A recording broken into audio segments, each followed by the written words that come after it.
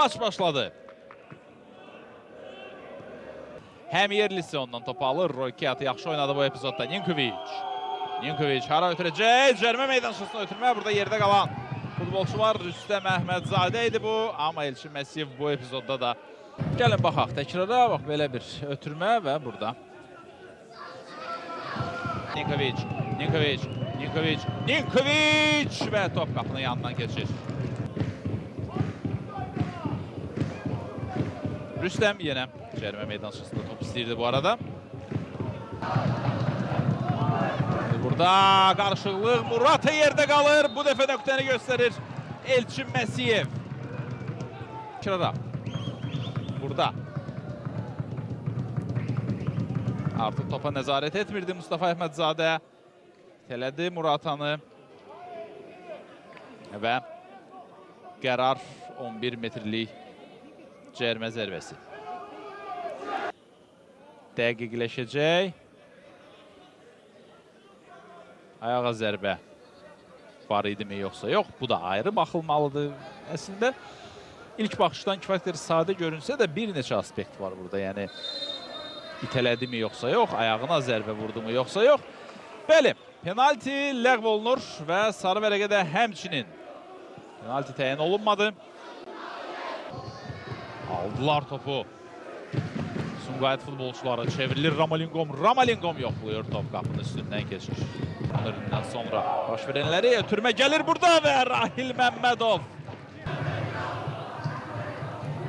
Rahil Məmmədov burada. Santos'dan sola. Slavik qapı qarşısına. Şadoya imkan vermirlər. Top hələ ki meydandadır. Mustafa. Slavik. Mumini. Topu meydandan çıxarır Abdurraşid Mumini. Slavik Halkasov topun ələ toxunduğunu bildirir. Bir penalti bu maçda artıq. Aha, bəli, bir penalti artıq ləğv olundu. Burada davam edir və gedir özü monitordan epizodu izləməyə. Top futbolçunun dirsəyinə toxunmuşdu. Əlin vəziyyəti nə dərəcədə təbii sayıla bilər burada? Yəqin ki, elə ən önəmli məsələ də məhz budur.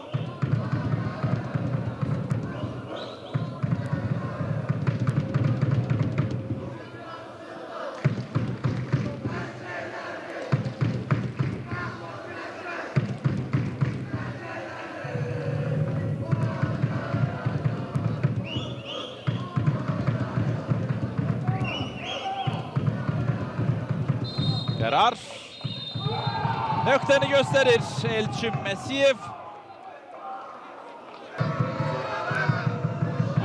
Topa yaxınlaşır, zərbə və gol! Araz Naxçıvan hesab açır. Ramon Machado mövsümdə 3-cü qolunu vurur. Araz Naxçıvanın hücumçusu. Fərqlənir Araz Naxçıvan. Mehdi Cənnətov topun istiqamətini tutsa da topun özünü tuta bilmədi. Güclü zərbə idi, dəqiq zərbə idi, düz küncə. Nişan aldı Ramon və zərbəsi dəqiq alındı. 1-0 meydan sahibləri öndə. Ninkovic. Sağ canaha dəqiq alındı. Aleksa Yankovic. Mumini qoşulur.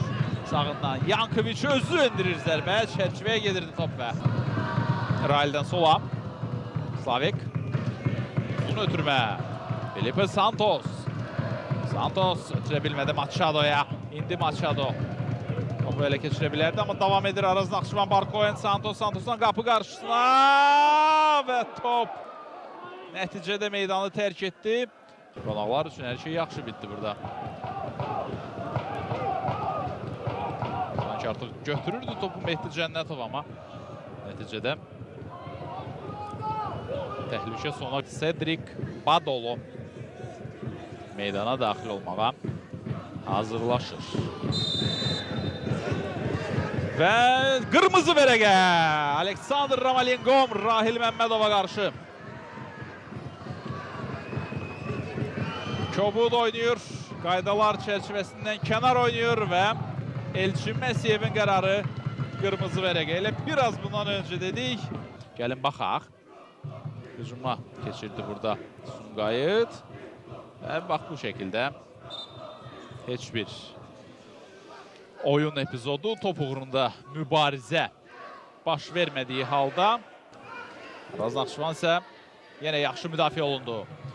Görək bu əks hücum necə alınacaq. Ülvi ötürməsini verə bilir. Simakala bir nəfər var önündə, yayılır zərbə və dirəkdən qayıdır. Top artıq meydana axışdı. Araz Naxçıvanın texniki zonası qolu qeyd etmək üçün. Amma bu zərbə qol olmadı. Out Sumqayıtındır, bəli. Elçin Məsiyev belə qərar verdi və hələ Höcət Haqverdiyə sarı vərəqə də göstərdi. Bu isə Simakalanın zərbəsinin təkrarı.